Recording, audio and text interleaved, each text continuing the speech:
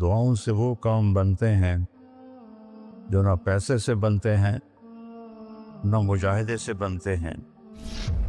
مجھے پتہ نہیں کہ اللہ نے یہ سارا نظام میرے ساتھ کیوں چلایا، کیسے چلایا۔ تم واپس آئے تو دونوں مائیاں عرب والی کی تھی، سوئی پڑی تھی۔ میں نے کہا اماں جی اٹھو، تھوڑا گھر ویکھ آیا، تم لے جانا۔ تم میں سے ایک دم اے بیٹا تینوں رب اپنے سونے دیا زیارتاں کرائی رکھے۔ میں نے بیگم سے کہا بیگم یہ دعا قبول ہو گئی ہے۔ 90 سے لے کر آج تک بلا ناغہ میرے رب نے مجھے اپنے گھر بلایا، لہذا میں اس کے سامنے ایسے منہ کر کے کھڑا ہو گیا۔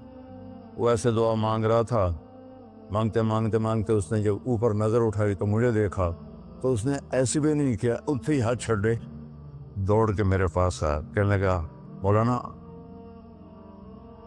تمہیں پتہ میں کی دعا کر رہا ہوں؟ میں کہا میں کوئی نجومیہ جو انہوں پتہ لگے ہوئے۔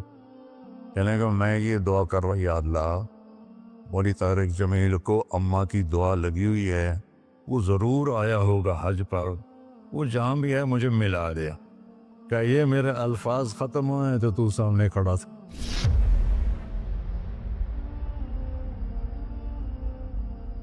دعاؤں سے وہ کام بنتے ہیں جو نہ پیسے سے بنتے ہیں نہ مجاہدے سے بنتے ہیں۔ مجھے پتہ نہیں کہ اللہ نے یہ سارا نظام میرے ساتھ کیوں چلایا، کیسے چلایا۔ یہ ایک واقعہ کی طرف میرا ذہن جاتا تھا۔ سردی شدید تھی اور ریمنڈ سنسان ہو رہا تھا۔ باہر بازار میں 2 ہوٹل تھے، ایک چائے کی دکان تھی۔ تو میں برآمدے میں کھڑا تھا تو میرے استاد صاحب رحمۃ اللہ علیہ مولانا عبدالرحمن، انہوں نے کروٹ بدلی کیا، تو ان کے قریب دوسرے استاد لیٹے ہوئے تھے، مولوی احمد بٹلہ صاحب۔ کہنے کہ مولانا کیا ہوا؟ کہنے کہ سر میں بہت درد ہے۔ بس یہ سننا تھا کہ میں اوپر گیلری میں میرا بستر تھا اور وہ اتنی سختی تھی گورنمنٹ میں کہ یہ جو گھڑی باندھنا بھی وہ کیا تھا، خلاف قانون تھا، اور تھرمس رکھنا بھی خلاف قانون تھا۔ مجاہدہ ٹھنڈی چاہ پیو۔ تو 2 لڑکوں نے تھرموس چوری رکھا ہوا تھا، وہ میں ایک کو میں نے جا اٹھایا، میں نے بوئے تھرموس کے تھے، کہتا وہ پڑا ہوا ہے، وہ پڑا۔ تو میں نے اسے اٹھایا، بغل میں ڈالا اور میں نے بازار کی دوڑ لگا دی۔ 10 بج رہے تھے اور 10 بجے سنوٹا 250-300 کا تو مجمع ہوتا تھا ریمنڈ۔ میں کہا یا اللہ کوئی دکان کھلی ہو، یا اللہ کوئی دکان کھلی ہو۔ تو میں ننگے پاؤں، دسمبر کا مہینہ تھا، میں ننگے پاؤں دوڑا اور میں نے دیکھا تو وہ چائے کی دکان کا دروازہ بند تھا اور روشنی آ رہی تھی۔ میں نے کہا یہ لگتا کھلی ہوئی ہے، تو میں نے اس کے کواڑ ایسے کیے تو وہ کھل گیا۔ تو آگے وہ دکان والا، اس کا نام تھا انور ملتانی رحمۃ اللہ۔ یہ میں آپ کو بتا رہا ہوں 73-74 کی بات۔ تو وہ بیٹھا ہوا تھا، میں نے کہا بھائی انور چائے بنانی ہے۔ کہا بھائی میں تو بھائی میں تو تھکا ہوا ہوں، یہ دودھ پڑا ہے خود ہی بنا دے۔ تو میں نے کہا چولہا کا یہ چولہا بھی پڑا ہے، تو میں نے وہ ہوتے تھے ہوا بھرنے والے چولہے، اس سے میں نے دودھ گرم کیا، پتی ڈالی، چائے بنا۔ چائے کی دکان پہ سر درد کی گولی کا کیا کام ہے؟ میں نے کہا بھائی انور کوئی سر درد کی گولی ہے؟ ارے بھائی وہاں دیکھ لے شاید پڑی ہو کوئی، وہ کھڑکی سی تھی۔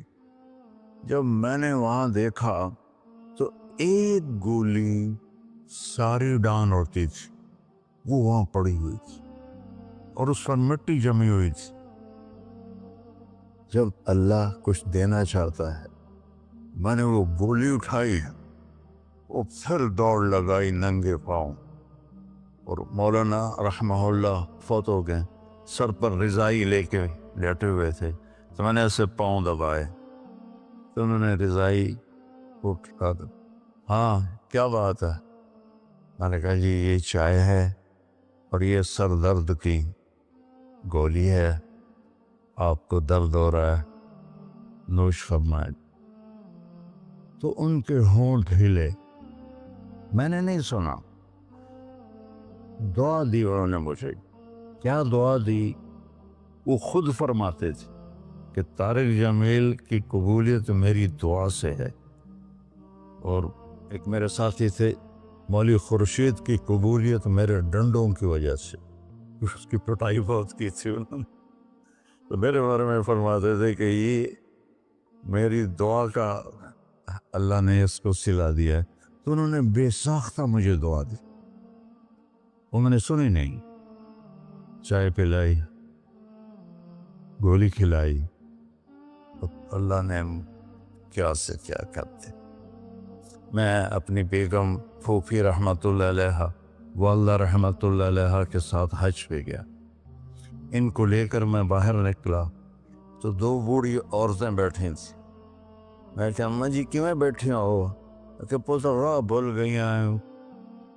اب میرا بھی وہ دوسرا حج تھا، مجھے بھی مدینہ کا حدود اربا پتہ نہیں تھا۔ میں کہا کوئی ہے تھوڑے کول کارڈ؟ انہوں نے کہا اے کارڈ ہے۔ میں کہا چا آ جاؤ، اور دونوں چل پڑی۔ مجھے ایک عرب ساتھی نے پورا گھر دے دیا بس، جو دروازے پر پہنچے تھے ایک اور کھانے لگی، نہیں میں نہیں جانتی، وہ کرنے کے دیکھ کے نا شور شریف لگتا ہے، کوئی ایڈی وڈی گل، آ جا آ جا۔ وہ دونوں کو لے کے میں نے اپنی بیگم سے کہا کہ ان کو کھانا کھلاؤ، اور وہ کارڈ لے کر میں اپنے ایک دوست کے پاس گیا، وہ جو جس کا گھر تھا، میں نے کہا اٹھو دکان سے اور یہ پتہ تلاش کروا۔ تو ہم دونوں گاڑی میں بیٹھے اور گھومتے گھومتے گھومتے کوئی آدھے گھنٹے کے بعد ہم نے وہ بلڈنگ تلاش کری۔ تو ہم واپس آئے تو دونوں مائیاں عرب والے کی تھیں، سوئی پڑی تھی۔ میں نے کہا اماں جی اٹھو، تھوڑا گھر ویکھ آیا، تم لے جانا۔ تو ان میں سے ایک دم وے بیٹا تینوں رب اپنے سونے دیا زیارتاں کرائی رکھے۔ میں نے بیگم سے کہا بیگم یہ دعا قبول ہو گئی۔ 90 سے لے کر آج تک بلا ناغہ میرے رب نے مجھے اپنے گھر بلایا۔ ایک 94 کا حج نہیں ہوا کہ وہ میری انگلینڈ تشکیل ہو گئی تو میں وہاں چلا گیا، پے در پے حج عمرہ حج عمرہ حج عمرہ حج عمرہ۔ یہ 3 سال کووڈ کے جو آئے تھے نا، وہ ناغہ ہے۔ تو میں ہمیشہ کہتا تھا کہ اماں دی دعا۔ اب ایک مزیدار قصہ سنا کے پھر نماز پڑھنی میں طواف کر رہا تھا، تو میری نظر پڑی جواد وسیم پر، وہ مقام ابراہیم پر نفل پڑھ کے نا بیٹھ کے دعا مانگ رہا تھا۔ تو میں وہاں کھڑا ہو گیا، میرے ساتھی نے کہا طواف پورا کرنا بھی ہے، میں کہا پتہ نہیں اٹھ کے کتنے چلا جاوے، لہٰذا میں اس کے سامنے ایسے منہ کر کے کھڑا ہو گیا۔ وہ ایسے دعا مانگ رہا تھا، مانگتے اس نے جب اوپر نظر اٹھائی تو مجھے دیکھا، تو اس نے ایسے بھی نہیں کیا، اتھے ہی ہاتھ چھڑے دوڑ کے میرے پاس آیا، کہنے لگا مولانا تمہیں پتہ میں کی دعا کر رہا ہوں؟ میں کہا میں کوئی نجومی ہے جو انہوں پتہ لگے ہوئے؟ کہنے لگا میں یہ دعا کر رہا، یا اللہ مولوی طارق جمیل کو اماں کی دعا لگی ہوئی ہے، وہ ضرور آیا ہوگا حج پر، وہ جہاں بھی ہے مجھے ملا دیا۔ کہ یہ میرے الفاظ ختم ہوئے تو تو سامنے کھڑا تھا۔ تو اس میں آپ کو دعائیں ملیں گی بڑی زبردست۔ اللہ اپنے فرائض پورے کرو، نماز میں ناغہ نہ ہو، کسی کے لیے دل میں نفرت نہ رکھو، آپس میں اگر صحیح چلنا ہے تو ایک دوسرے کی غیبت نہ کرو، برائی نہ کرو، تو پھر انشاءاللہ نسلوں تک اللہ ہمارا یہ کام چلے گا۔ میں روزانہ مانگتا ہوں یا اللہ اس کو صدیوں پر لے جا، یہ نہیں کہ میں چلا جاؤں تو کام ختم ہو جائے، یا اللہ اس کو صدیوں پر لے جا، تیرے لیے کیا مشکل۔ تو میں آپ سب کا شکر گزار ہوں، اور یہ جو انہوں نے اتنا خوبصورت انتظام کیا ہے اس پر بھی انتظام والوں کا بڑا شکر گزار ہوں۔ پتہ ہے اس بستی کا نام کیا تھا پرانا؟ ڈل لالا۔ ڈل کہتے ہیں اس کنویں کو جس میں پانی نہ ہو، اس کو ڈل کہتے ہیں۔ تو یہاں پہلے آبادی نہیں تھی۔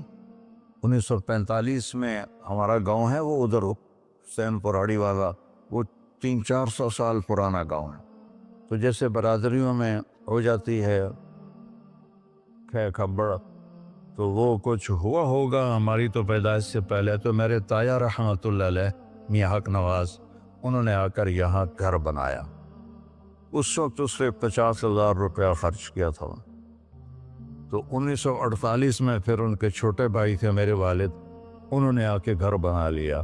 تو اس گاؤں کی ابتدا ہوئی اور بسم اللہ ہوئی۔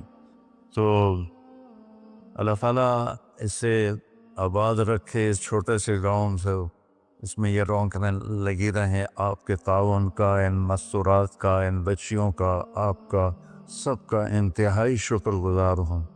آپ اپنے اس کو جاری رکھیں۔ میں اجازت چاہتا ہوں کیونکہ مجھے فیصل آباد نکلنا ہے۔ اللہ بہت برکت دے، آپ سب کو قبول فرمائے۔